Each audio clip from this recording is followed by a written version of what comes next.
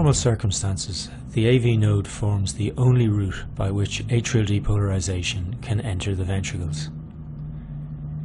In some individuals, however, an accessory conducting pathway connects the atria and ventricles. Many different types of accessory pathways exist. One of the commonest varieties directly connects atrial and ventricular myocardium. Such a pathway is often composed of myocardial tissue and lacks the complex physiological properties of the AV node. In the presence of an accessory pathway, the SA node discharges and depolarization is transmitted by the abnormal tissue into the ventricular myocardium without the physiological delay characteristic of transmission through the AV node. Depolarization transmitted by the pathway spreads slowly outside the conducting system through a localized region of ventricular myocardium. Such early depolarization of a small portion of ventricular myocardium is termed pre-excitation.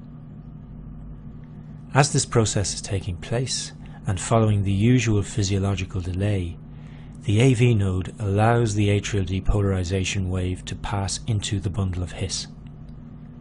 The great bulk of the ventricles is then depolarized by signal spreading in the conventional way through the branches of the conducting system. This wave eventually meets the accessory pathway mediated signal, and the two waves cancel each other out. Of themselves, these events have no clinical consequences, but can produce a number of findings on the resting ECG. Pre-excitation results in an early onset of the QRS complex. This is at the expense of the PR interval, which is consequently shortened. As the accessory pathway mediated depolarization of a localized region of myocardium spreads slowly outside the conducting system, the deflection it produces on the ECG is slurred and is subsequently overwhelmed by the signal from conduction system mediated depolarization of the main mass of the ventricles. The slurred early deflection in the QRS complex produced by pre-excitation is termed a delta wave. The presence of a delta wave on the ECG not only results in shortening of the PR interval, but also in prolongation of the QRS complex. These ECG features, secondary to the presence of an accessory pathway, are referred to as the Wolff-Parkinson-White pattern. If the Wolff-Parkinson-White pattern is accompanied by paroxysmal attacks of tachycardia, the patient is said to suffer from the Wolff-Parkinson-White syndrome. Why should an individual with such an accessory tract be subject to paroxysms of tachycardia? Well, note how during a normal sinus discharge, the two currents transmitted into the ventricles physically fuse. This not only ends the contribution of the delta wave to ventricular depolarization, but also of course prevents the depolarization wave transmitted through the AV node from re-entering the atria. We've encountered a situation like this before.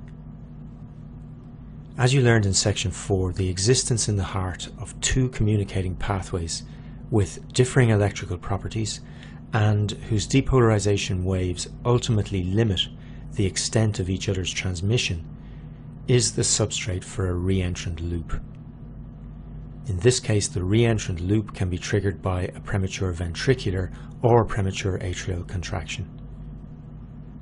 The re-entrant tachycardia generated under these circumstances is termed AV re-entrant tachycardia. In the example shown here, the patient has just experienced a premature ventricular contraction at a time when the accessory tract is permissive to transmission of current. Depolarization generated from the ectopic site is transmitted into and depolarizes the atria.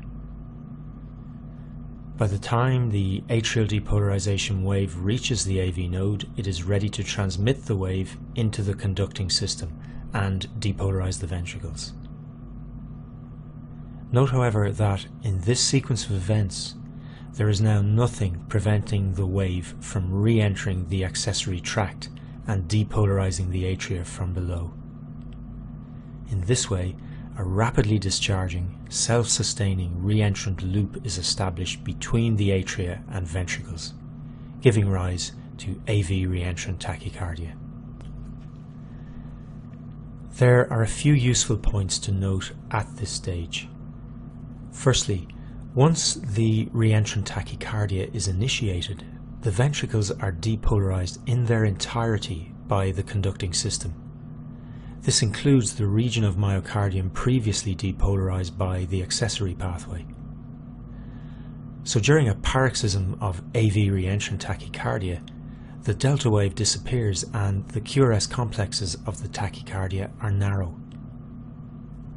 Also, during the tachycardia, the atria are depolarized by current flowing upwards from the ventricles in a retrograde direction through the accessory pathway.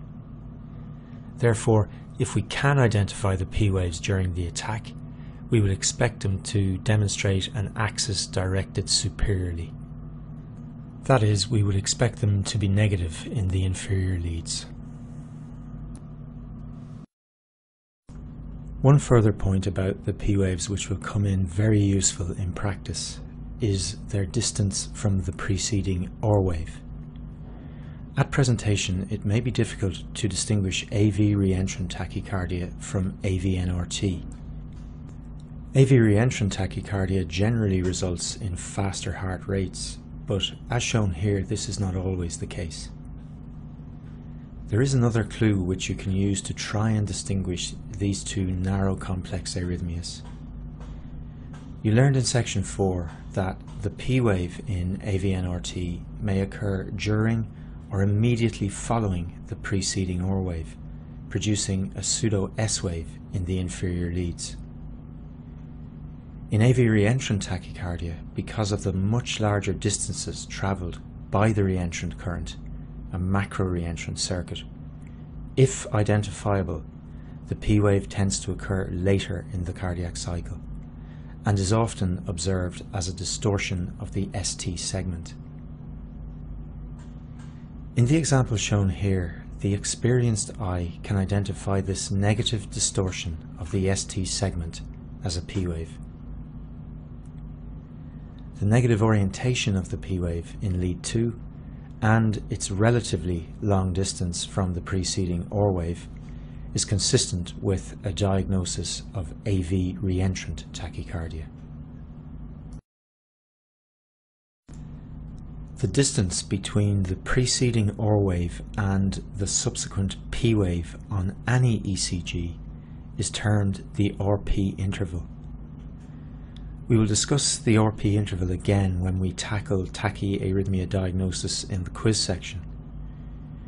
For now, note that both AV re-entrant tachycardia and AVNRT are usually short RP interval tachycardias. What this means is that if we define the cardiac cycle by the interval between two R waves, the onset of the P wave occurs in the first half of the cycle in both AV re-entrant tachycardia and AVNRT. However, the RP interval tends to be longer in AV re-entrant tachycardia compared to AVNRT, and this can help distinguish between the two. These are the characteristic ECG findings of orthodromic AV re-entrant tachycardia.